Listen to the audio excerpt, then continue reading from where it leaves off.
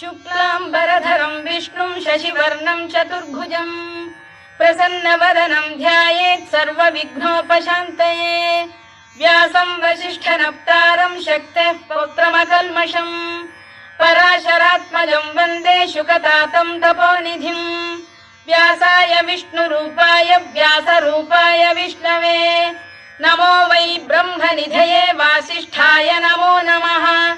अविकाराय शुद्धाय नित्याय परमात्मने सदैकरूपरूपाय विष्णवे सर्वजिष्णवे यस्य स्मरणमात्रेण जन्म संसारबन्धनात् विमुच्यते नमस्तस्मै विष्णवे प्रभविष्णवे। ॐ नमो विष्णवे प्रभविष्णवे। श्रीवैशम्पायन उवाच श्रुत्वा धर्मानशेषेण पावनानि च सर्वशः युधिष्ठिरः शान्तनवं पुनरेवाभ्यभाषत। युधिष्ठिर उवाच किमेकं दैवतं लोके किं वाप्येकं परायणम् स्तुवन्तः कङ्कमर्चन्तः प्राप्नुयुर्मानवा शुभम्। को धर्मः सर्वधर्माणां भवतः परमो मतः किं जपन्मुच्यते जन्तुर्जन्म संसारबन्धनात्। श्रीभीष्म उवाच जगत्प्रभुं देवदेवमनन्तं पुरुषोत्तमम् स्तुवन्नाम सहस्रेण पुरुषः सततोत्थितः तमेव चार्चयन् नित्यं भक्त्या पुरुषमव्ययम् ध्यायन् स्तुवन् नमस्यं च यजमानस्तमेव च अनादिनिधनं विष्णुं सर्वलोकमहेश्वरम् लोकाध्यक्षं स्तुवन् नित्यं सर्वदुःखातिगो भवेत्। ब्रह्मण्यं सर्वधर्मज्ञं लोकानां कीर्तिवर्धनम् लोकनाथं महद्भूतं सर्वभूतभवोद्भवम् एष मे सर्वधर्माणां धर्मोऽधिकतमो मतः यद्भक्त्या पुण्डरीकाक्षं स्तवैरच्चेन्नरः सदा परमं यो महत्तेजः परमं यो महत्तपः परमं यो महद्ब्रह्म परमं यः परायणम् पवित्राणां पवित्रं यो मङ्गलानां च मङ्गलम् दैवतं देवतानां च भूतानां यो व्ययः यतः सर्वाणि भूतानि भवन्त्यादियुगागमे यस्मिंश्च प्रलयं यान्ति पुनरेव युगक्षये तस्य लोकप्रधानस्य जगन्नाथस्य भूपते विष्णोर्नाम सहस्रं मे शृणु पापभयापहम् यानि नामानि गौणानि विख्यातानि महात्मनः ऋषिभिः परिगीतानि तानि वक्ष्यामि भूतये। ऋषिर्नाम्नां सहस्रस्य वेदव्यासो महामुनिः छन्दोऽनुष्टुप् तथा देवो भगवान् देवकीसुतः अमृतांशुद्भवो बीजं शक्तिर्देवकी नन्दनः त्रिसामाहृदयं तस्य शान्त्यर्थे विनियुज्यते विष्णुं जिष्णुं महाविष्णुं प्रभविष्णुं महेश्वरम् अनेकरूपदैत्यान्तं नमामि पुरुषोत्तमम्। अस्य श्रीविष्णोर्दिव्यसहस्रनामस्तोत्रमहामन्त्रस्य श्रीवेदव्यासो भगवान् ऋषिः अनुष्टुप्छन्दः श्रीमहाविष्णुः परमात्मा श्रीमन्नारायणो देवता अमृतांशुद्भवो भानुरिति बीजम् देवकी नन्दन श्रेष्ठेति शक्तिः उद्भवः क्षोभणो देव इति परमो मन्त्रः शङ्खबृन्नन्दकी चक्रीति कीलकम्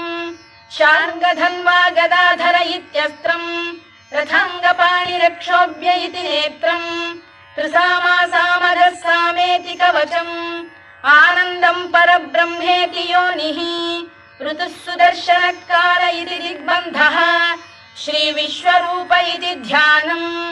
श्रीमहाविष्णुप्रीत्यर्थे सहस्रनाम जपे विनियोगः। ध्यानम् क्षीरोदन्वत्प्रदेशे शुचिमणिविलसत्सैकते मौक्तिकानाम् मालाक्लुप्तासनस्थस्फटिकमणिनिभैर्मौक्तिकैर्मण्डिताङ्गः शुभ्रैरभ्रैरदभ्रैरुपरि विरचितैर्मुक्तपीयूषवर्षैः आनन्दीनः पुनीयादरिनलिन गदा शङ्खपाणिर्मुकुन्दः भूः पादौ यस्य नाभिर्वियदसुरनिलश्चन्द्रसूर्यौ च नेत्रे कर्णावाशा शिरोद्यौर्मुखमपि दहनो यस्य वास्तेयमब्धिः अन्तस्थं यस्य विश्वं सुरनरखगो भोगि गन्धर्वदैत्यैः चित्रं रम्यते तं त्रिभुवन वपुषं विष्णुमीशं नमामि। ॐ नमो भगवते वासुदेवाय। शान्ताकारं भुजगशयनं पद्मनाभं सुरेशं विश्वाधारं गगनसदृशं मेघवर्णं शुभाङ्गं लक्ष्मीकान्तं कमलनयनं योगिधृध्यानगम्यं वन्दे विष्णुं भवभयहरं सर्वलोकैकनाथम्। मेघश्यामं पीतकौशेयवासं श्रीवत्साङ्कं कौस्तुभोद्भासिताङ्गम् पुण्योपेतं पुण्डरीकायताक्षं विष्णुं वन्दे सर्वलोकैकनाथम्। नमः समस्तभूतानामादिभूताय भूभृते अनेकरूपरूपाय विष्णवे प्रभविष्णवे सशङ्खचक्रं सकिरीटकुण्डलं सपीतवस्त्रं सरसीरुहेक्षणं सहारवक्षस्थलशोभिकौस्तुभं नमामि विष्णुं शिरसा चतुर्भुजम्।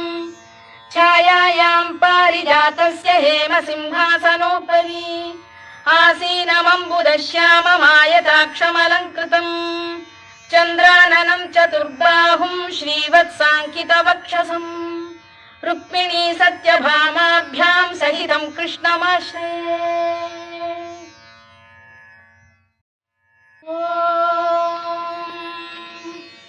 विश्वं विष्णुर्वषत्कारो भूतभव्य भवत्प्रभुः भूतभृद्भावो भूतात्मा भूतभावनः भूतात्मा परमात्मा च मुक्तानां परमागतिः अव्ययः पुरुषः साक्षी क्षेत्रज्ञोऽक्षर एव च योगो योगविदां नेता प्रधानपुरुषेश्वरः नारसिंहवपुः श्रीमान् केशवः पुरुषोत्तमः सर्वः शर्वः शिवस्थाणुर्भूतादिर्निधिरव्ययः सम्भवो भावनो भर्ता प्रभवः प्रभुरीश्वरः स्वयंभूः शम्भुरादित्यः पुष्कराक्षो महास्वनः अनादिनिधनो धाता विधाता धातुरुत्तमः अप्रमेयो ऋषिकेशः पद्मनाभोऽमरप्रभुः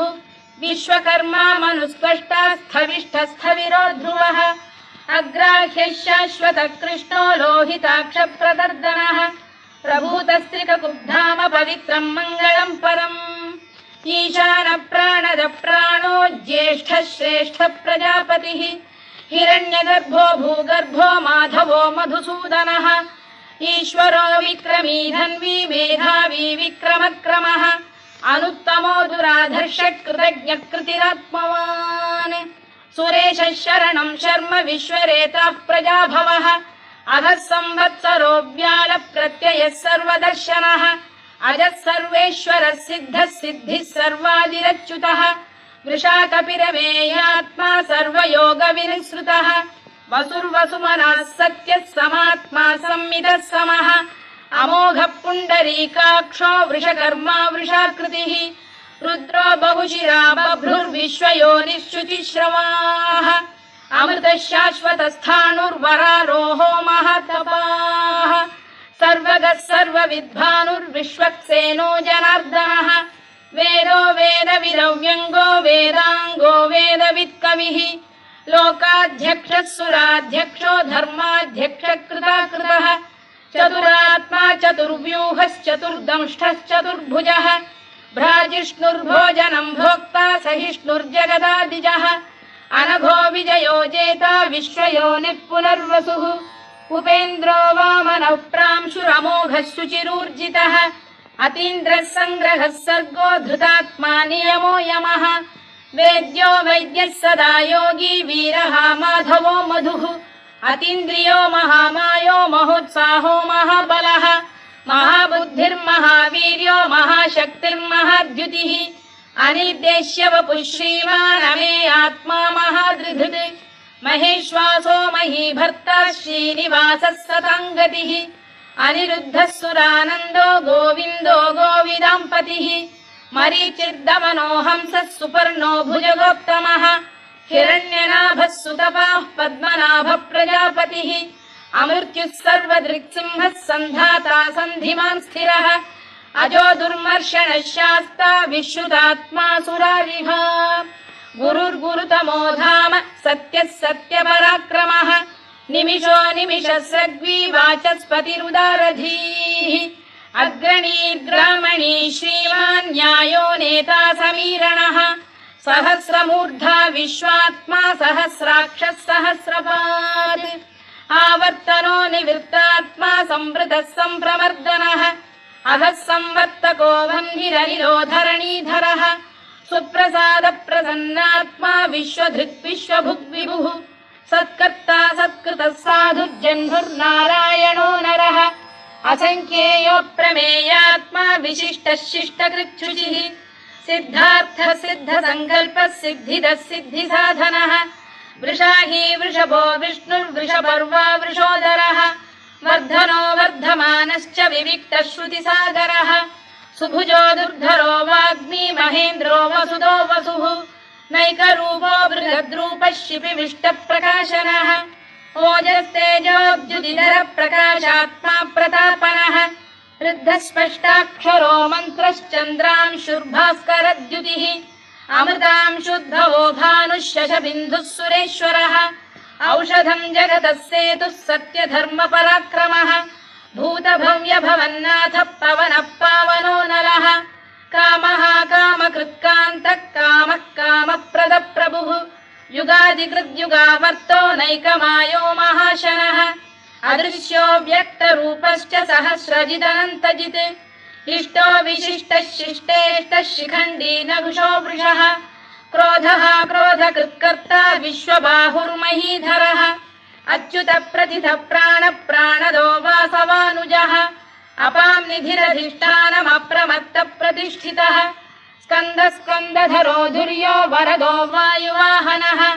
वासुदेवो बृहद्भानुरादिदेवः पुरन्दरः अशोकस्तारणस्तारः शूरः शौरिर्जनेश्वरः अनुकूलः शतावर्तः पद्मी पद्मनिभेक्षणः पद्मनाभोरविन्दाक्षः पद्मगर्भः शरीरभृत् महर्धिर्वृद्धो वृद्धात्मा महाक्षो गरुडध्वजः अतुलः शरभो भीमः समयज्ञो हविर्हरिः सर्वलक्षणलक्षण्यो लक्ष्मीवान् समितिञ्जयः विक्षरो रोहितो मार्गो हेतुर्दामोदरः सः महीधरो महाभागो वेगवानमिताशनः उद्भवः क्षोभणो देवः श्रीगर्भः परमेश्वरः करणं कारणं कर्ता विकर्ता गहनो गुहः व्यवसायो व्यवस्थानः संस्थानस्थानदो ध्रुवः परद्धिः परमस्पष्टः तुष्टः पुष्टः शुभेक्षणः रामो विरामो विरतो मार्गो नेयो नयोनयः वीरः शक्तिमतां श्रेष्ठो धर्मो धर्मविदुत्तमः वैकुण्ठः पुरुषः प्राणः प्राणदः प्रणवपृतुः हिरण्यगर्भः शत्रुघ्नो व्याप्तो वायुरधोक्षजः ऋतुः सुदर्शनकारः परमेष्ठी परिग्रहः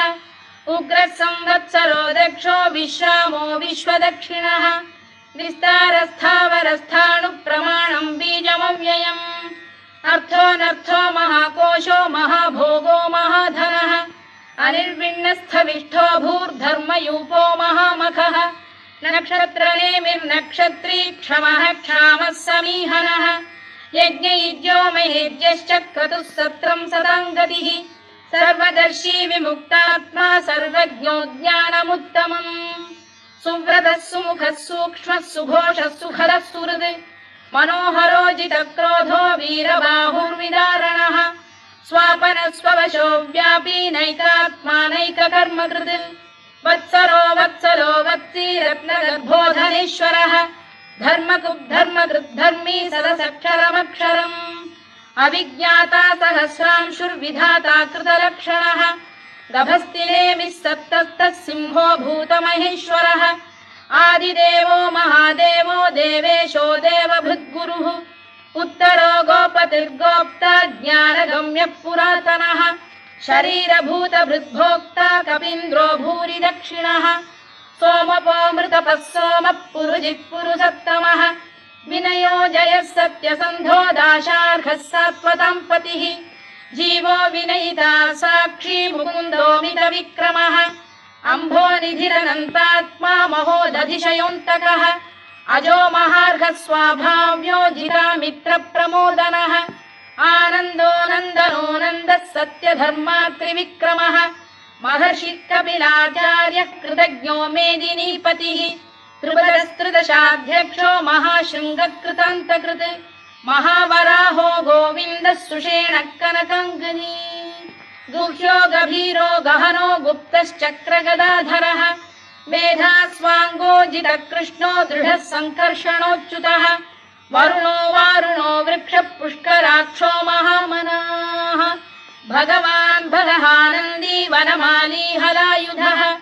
आदित्यो ज्योतिरादित्यः सहिष्णुर्गतिसत्तमः सुधन्वाखण्ड परशुर्दारुणो द्रविणप्रदः दिवस्पृक् सर्वदृग्व्यासो वाचस्पतिरयो निजः त्रिसामासामगः साम निर्वाणम् भेषजम् भिषज सन्न्यासकृच्छमशान्तो निष्ठा शान्तिः परायणम् शुभाङ्गः शान्तिदः स्रष्टा कुमुदः कुवलेशयः गोहितो गोपतिर्गोप्ता वृषभाक्षो वृषप्रियः अनिवर्ती निवृत्तात्मा संक्षेप्ताक्षेमकृत् शिवः श्रीवत्सवक्षः श्रीवासः श्रीपतिः श्रीमताम्बरः श्रीधः श्रीशः श्रीनिवासः श्रीनिधिः श्रीविभावनः श्रीधर श्रीकर श्रेयः श्रीमान् लोकत्रयाश्रयः स्वक्षः स्वङ्गः शतानन्दो नन्दिर्ज्योतिर्गणेश्वरः विजितात्मा विधेयात्मा सत्कीर्तिश्छिन्न संशयः उदीर्णः सर्वतश्चक्षुरनीशः शाश्वतः स्थिरः भूषयो भूषणो भूतिर्विशोकः शोकनाशनः अर्चिष्मानर्चितः कुम्भो विशुद्धात्मा विशोधनः अनिरुद्धो प्रतिरथः प्रद्युम्नो मितविक्रमः कालनेमिनिः वीरः शौरिः शूरजनेश्वरः त्रिलोकात्मा त्रिलोकेशः केशवः केशिः हरिः कामदेवः कामपालः कामी कान्तकृतागमः अनिर्देश्य वपुर्विष्णुर्वीरोऽनन्तो धनञ्जयः ब्रह्मण्यो ब्रह्मकृद्ब्रह्मा ब्रह्म ब्रह्मविवर्धनः ब्रह्मविब्राह्मणो ब्रह्मी ब्रह्मज्ञो ब्राह्मणप्रियः महाकमो महाकर्मा महातेजा महोरगः महाक्रतुर्महायज्वा महायज्ञो महाहविः स्तव्यस्तव प्रियस्तोत्रम् स्तुतिस्तोतारणप्रियः पूर्णः पूरयिता पुण्यः पुण्यकीर्तिरनामयः मनोजवस्तीर्थकरो वसुरेता वसुप्रदः वसुप्रदो वासुदेवो वसुर्वसुमनाहविः सद्गतिः सत्कृतिः सत्ता सद्भूतिः सत्परायणः शूरसेनो यदुश्रेष्ठः सन्निवासः सुयामुनः भूतावासो वासुदेवः सर्वासु निलयो नलः दर्पः दर्पदो दृप्तो दुर्धरोऽथा पराजितः विश्वमूर्तिर्महामूर्तिर्दीप्तमूर्तिरमूर्तिमान् अनेकमूर्तिरव्यक्तः शतमूर्तिः शताननः एकोनैकः स वक्र किं यत्तत्पदमनुत्तमम् लोकबन्धुर्लोकनाथो माधवो भक्तवत्सलः सुवर्णवर्णो हेमाङ्गो वराङ्गश्चन्दनाङ्गदी वीरः विषमः शून्यो घृता क्षीरचरश्चरः अमानी मानदो मान्यो लोकस्वामी त्रिलोकधृत् सुमेधा मेधजो धन्यः सत्यमेधाधराधरः तेजो वृषोद्युतिधरः सर्वशस्त्रभृताम्बरः प्रग्रहो निग्रहो व्यग्रो नैकशृङ्गो गदाग्रजः चतुर्मूर्तिश्चतुर्बाहुश्चतुर्व्यूहश्चतुर्गतिः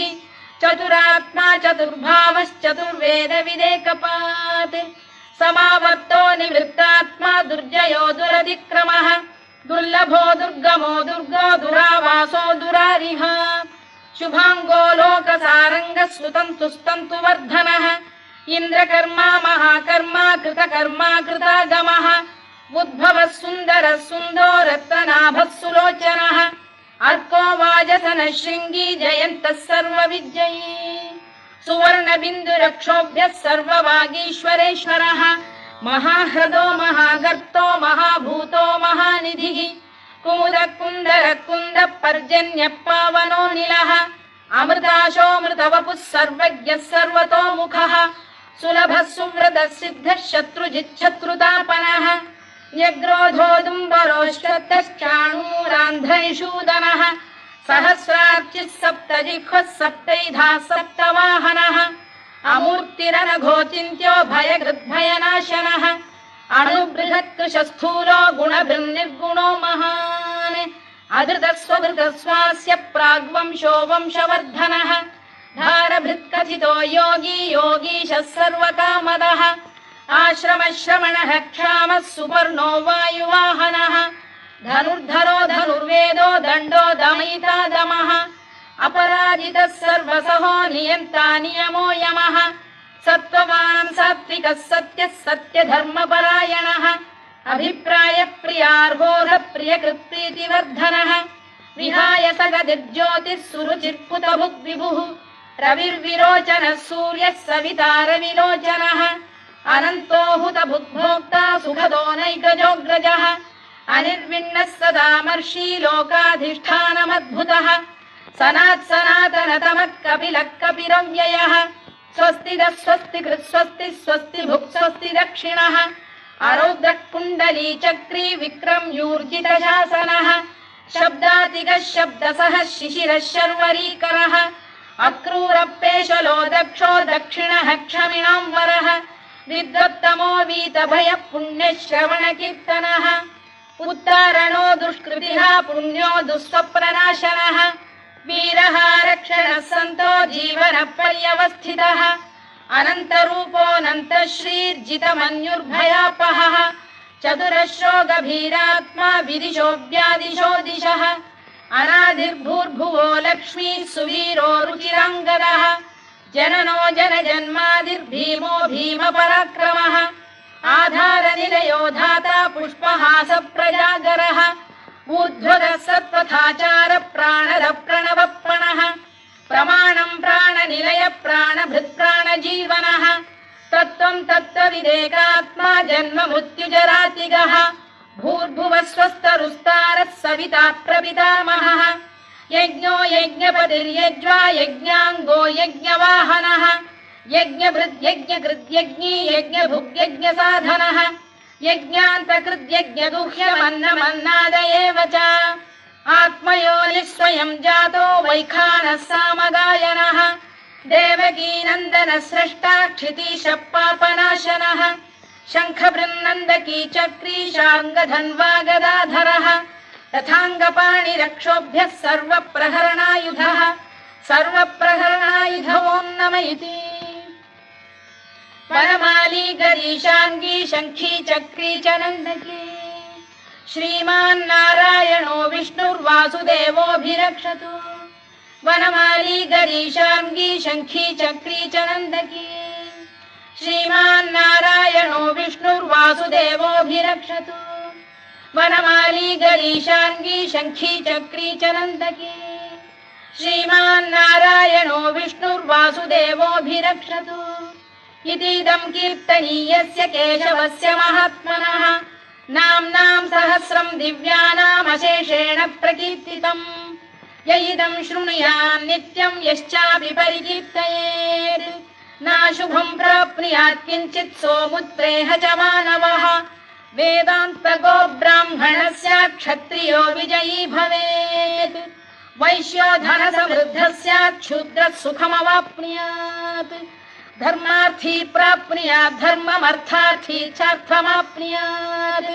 कामानवाप्नुयात् कामी प्रजार्थी चाप्नुयात् प्रजाम् भक्तिमान् यः सदोत्थाय शुचिस्तद्गतमानसः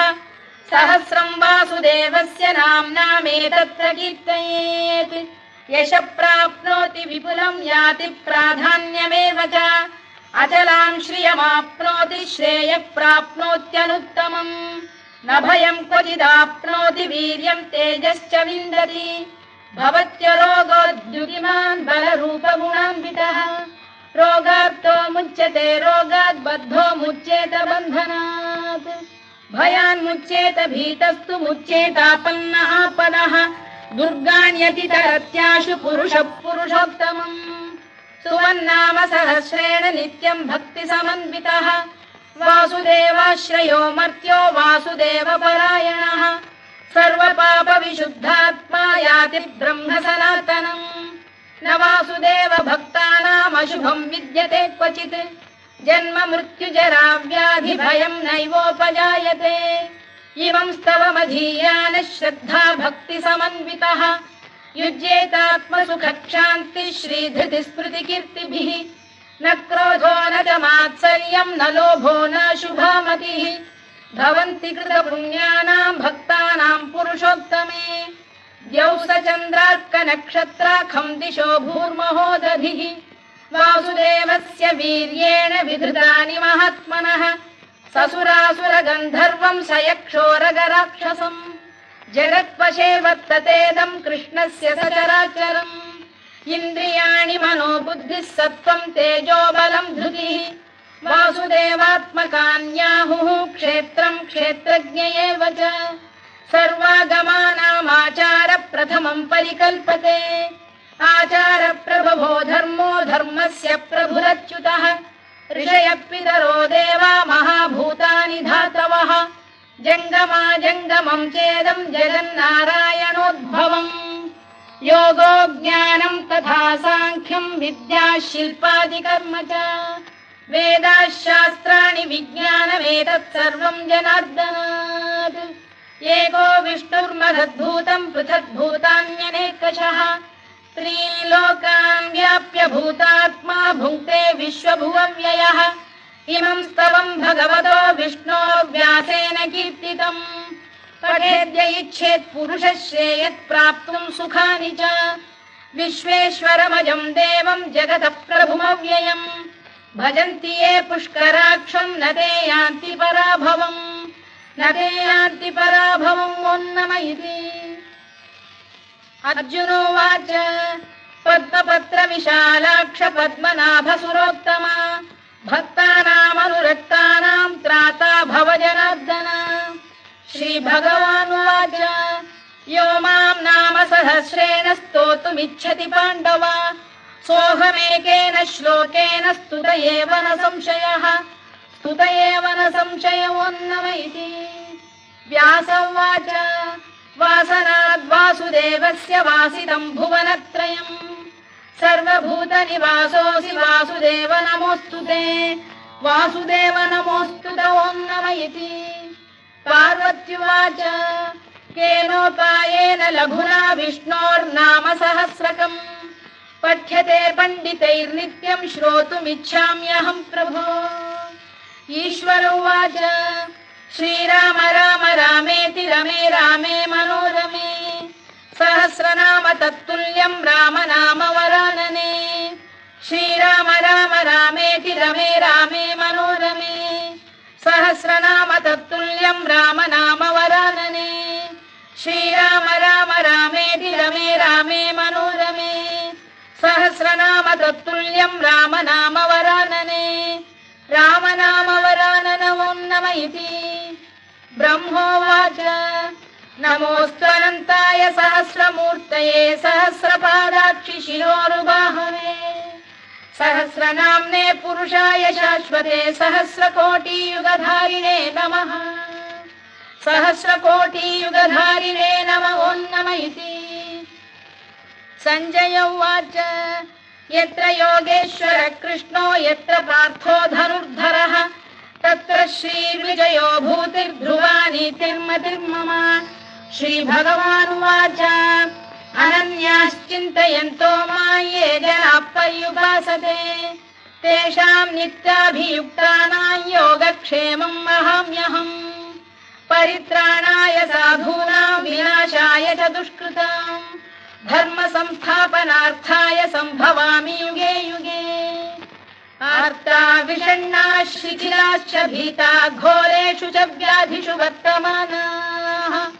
संकीर्त्य नारायण शब्दमात्रं विमुक्त दुःखा सुखिनो भवन्तु कायेन वाचा मनसेन्द्रियैर्वा बुद्ध्यात्मना वा प्रकृते स्वभावात् करोमि यद्यत् सकलं परस्मै नारायणायेति समर्पयामि।